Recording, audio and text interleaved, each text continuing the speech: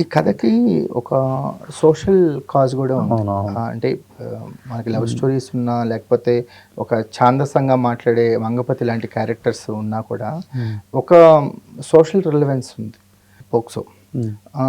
So దీని మీద అంటే దర్శి అన్నప్పుడు ఒక ఎన్లైట్మెంట్ కనిపిస్తుంది. సార్ ఒక్క రోజులో వీడి క్రిమినల్ అవుతాడు, ఒక్కరోజు దాటితే కాదు, ఎక్కడో మారాలి సార్ ఇది అని అంటాడు కదా.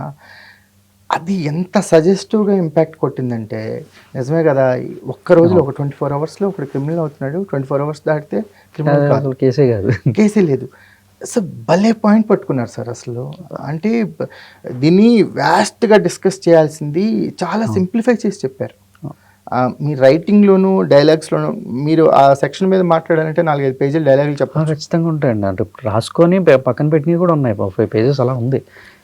షూట్ చేసింది అదే కోర్ట్ సీన్లో. ఇప్పుడు మీరు చెప్పిన ఈ డైలాగ్ దర్శి అంటాడు కదా, అంటే ఒక్క రోజులో ఏం మారిపోతుంది సార్ అని మాట్లాడే దాని కంటిన్యూషన్లోనే ఇంకొక ఎగ్జాంపుల్ అంటే 1964లో జరిగిన ఒక కేసు తాలూకా రిఫరెన్స్ కోట్ చేస్తూ ఒక 1.5 పేజ్ డైలాగ్ ఉంటుంది ఇంకంతా. కానీ అది షూట్ చేయడం కూడా అనవసరమని అనుకున్నాం. బట్ ఛాన్స్ తీసుకొని పెట్టుకుందాం, ఎడిట్లో డిసైడ్ చేద్దాం అని చెప్పి తీసుకున్నాం.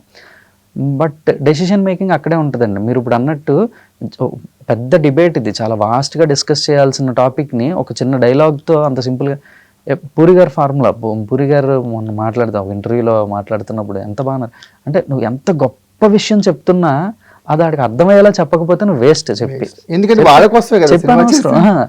నువ్వు అంటే వాళ్ళకి వెళ్ళాలి, రీచ్ అవ్వాలి అనుకున్నప్పుడు నువ్వు మైక్ పట్టుకొని నేను 1/2 గంట సేపు మాట్లాడుతా అంటే వేస్ట్, వెళ్ళదు. అది వాడికి అర్థమయ్యేలాగా చెప్పాలి. నువ్వు ఎంత తెలివైన వాడివైనా నీ తెలివితేటలు వాడి మీద రుద్దద్దు. ఎగ్జాక్ట్లీ వాళ్ళ రేంజ్కి వచ్చి మనం మాట్లాడాలి అంతే. పెట్రోల్ కొంటే తప్పు కదా సార్, తగలపెడితే తప్పు. అంటే రైటింగ్లో ఒక ఇంటెలిజెన్స్ కనిపించిందండి. అంటే ఒక లాజిక్తో కొడుతున్నారు మీరేమీ అక్కడ ఒక వాదంతోనూ అరుపులతోనూ గెలవట్లేదు. చిన్న లాజిక్ని అప్లై చేస్తున్నారు. Everywhere you applied that logic. Because it's a court film, court room drama. Lawyers అందరూ అలాగే ఉంటారండి. మనం మామూలు జనరల్గా కూడా మీరు బయట మనకి ఏదైనా అడ్వకేట్స్ పరిచయం ఉంటే అడ్వకేట్స్తో మాట్లాడితే వాళ్ళు అలాగే మాట్లాడతారు. ప్రతి చిన్న దానికి ఒక ఎగ్జాంపుల్ కోట్ చేస్తారు. ఆ టైంకి వాళ్ళ చేతిలో ఏముంటే దాని గురించి మాట్లాడతారు. ఒక పెన్ను పట్టుకుంటే ఇప్పుడు పెన్ ఉంది అని చెప్పి మాట్లాడతారు వాళ్ళు పెన్ను గురించి. డిఫరెంట్గా ఉంటారు లాయర్స్. ఈ కోర్టు ప్రాసెస్లో కలిసాను, చాలా మందిని కలిసాను.